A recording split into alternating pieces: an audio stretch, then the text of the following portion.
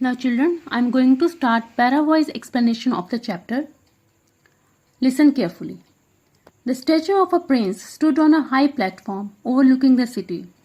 This prince was called a happy prince because when he was alive, he always remained very happy. Upon his death, a big statue of his was erected in the center of the city in his remembrance. The statue of this happy prince was covered with thin layers of gold, and instead of eyeballs, there were two bright shining firestones.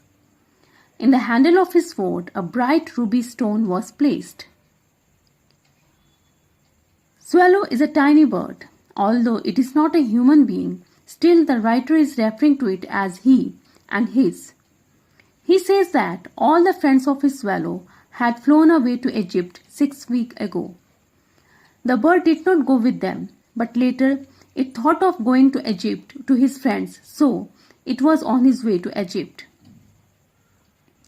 All that long he flew, and all at night the bird kept on flying on its way to Egypt, and at night it reached the city of the happy prince. It wanted to stay somewhere for the night. It thinks upon where to stay at night. The bird says that hopefully the city has made some arrangements for it to stay. Obviously, the bird doesn't mean what it is saying. We can say that probably the bird is being humorous. Now when this tiny bird saw this huge statue of the happy prince, it thought of staying there for the night. So the bird thought that it was a good place to spend that night. There was a shelter and a lot of fresh air. So the bird came and alighted. It stopped and sat in between the feet of the statue of the happy prince. When the bird sat in between the feet of the happy prince, was surrounded with gold, so it thought that it had a bedroom made of gold, because it was surrounded by gold all around. As it was about to sleep, as it was putting its head under the wing, suddenly a large drop of water fell on it. The bird was surprised because all of a sudden a drop of water fell on it. It thought that neither was it raining nor the rainy season was going on. The swallow could not believe this because the sky was not cloudy and stars were shining. Just then another drop of water fell on. The swallow thought that the statue was useless because it was not able to protect it from the rain, so he thought he should not sleep under the statue. The swallow thought that it was better if he took shelter in a chimney of a house, and thought to move away from there because the statue was not able to protect him from the rain. Before the bird flew away, the third drop of water fell on him, and it looked up. What did he see? Let's find out. As soon as the bird looked up, he saw that the happy prince was crying.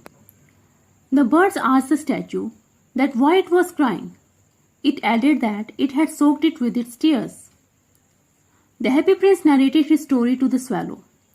The happy prince said that when he was alive and had a human heart, at that time he was not aware that what tears were and what sorrow was, as he lived in a palace where there was happiness all around.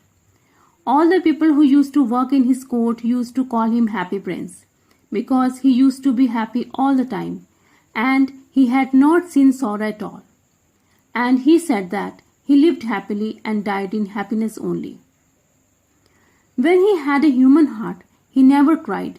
He was not aware what tears were because he had seen happiness only and never faced any sorrow. Now, when he was dead, they had put him so high in the form of a statue on a pedestal that he could see the whole city and ugliness of the city. He could see that there were so many people living in misery, lack of food, hunger, money, homelessness. Now, when the statue's heart was made of lead, a metal, although it did not have any feelings, then also, when it saw all the sadness, it became sad and wept. When the happy prince was telling his sad story, the swallow was thinking about something else in his mind. The bird wondered that the statue of the prince was not made of solid gold. It was surprised. It thought that from outside The statue was covered with gold, but as it said that the heart was made of lead and not of gold. It realized that it was hollow and was not made of solid gold. It saw that the statue was very sad and was crying, so he did not make any personal remarks.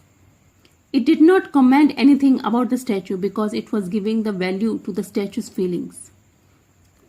The statue continued its story. It spoke in a musical voice that far away there was a house of a poor woman. The window of her house was open and it could see through the window that she was sitting near the table. Her face was thin and she was tired. Her hands were rough and had become red because they had been pricked by the needle. The woman was a seamstress. The woman was embroidering flowers on a gown of the queen's maid, who would walk along with the queen during the court ball. The statue said that the lady who was embroidering the gown had a little child who was not well. He was suffering from fever and was asking his mom to give him oranges. His mother was very poor.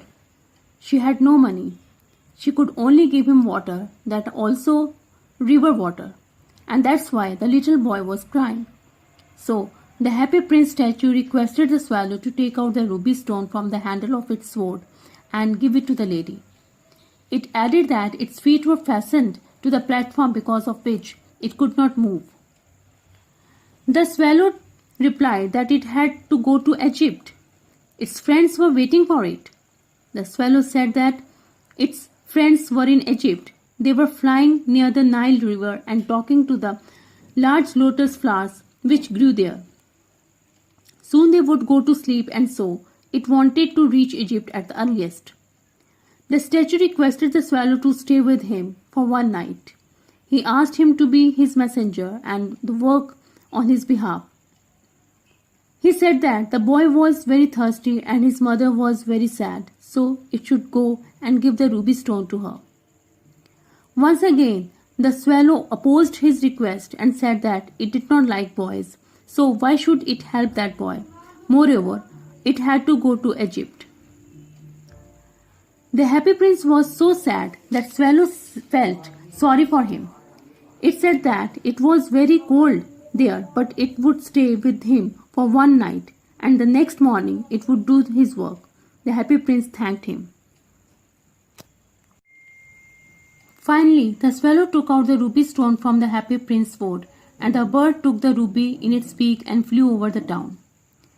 As this swallow was on its way to the poor woman's house, it passed a cathedral. Then he reached the palace. He crossed the palace and he could hear the sound of dancing from inside the palace. When this swallow was crossing over the palace, a girl came out on the balcony along with her lover. She was hoping that the gown which she had given to the seamstress for embroidering would be ready.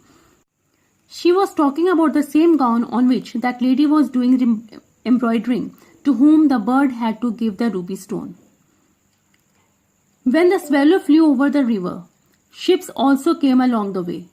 Lanterns were hanging on their sails. Finally, the swallow reached the woman's house. The boy was suffering from fever, and for that reason, he was not able to go to sleep. So he was turning left and right on his bed, and his mother was very tired due to working for long and had fallen asleep. The swallow put the ruby stone on the table near the thimble. After keeping the ruby stone on the table, the swallow went near the boy as his mother was sleeping and no one was taking care of him. It shook its wings near him, because of which the boy could feel the cool air and felt better. The boy felt that he was getting better and went to sleep. With this, we can make out that the swallow was a kind-hearted bird. The swallow flew back and went to the statue of Happy Prince and told him what all had happened. Now the bird felt warm. It says that it was very strange that it was feeling little warm even though the weather was very cold. The prince said that it was feeling warm because it had done a good deed. It had helped someone. After listening to the Happy Prince, the swallow started thinking and When he started thinking, he felt sleepy because whenever he thought, he used to feel sleepy. When it was night and the moon rose in the sky, the swallow went to Happy Prince and sought permission to leave for Egypt. Now again, Happy Prince requested Swallow to stay with him for one more night, and Swallow replied that he needed to go to Egypt because his friends were waiting for him. Now, here the Happy Prince is telling the Swallow about his second work. He says that far away across the city, I could see a small dark room at top of the house. A young man is sitting. He was sitting on a desk on which the papers were spread all over, and he was trying to work hard. He had a glass lying near him in which withered flowers were lying.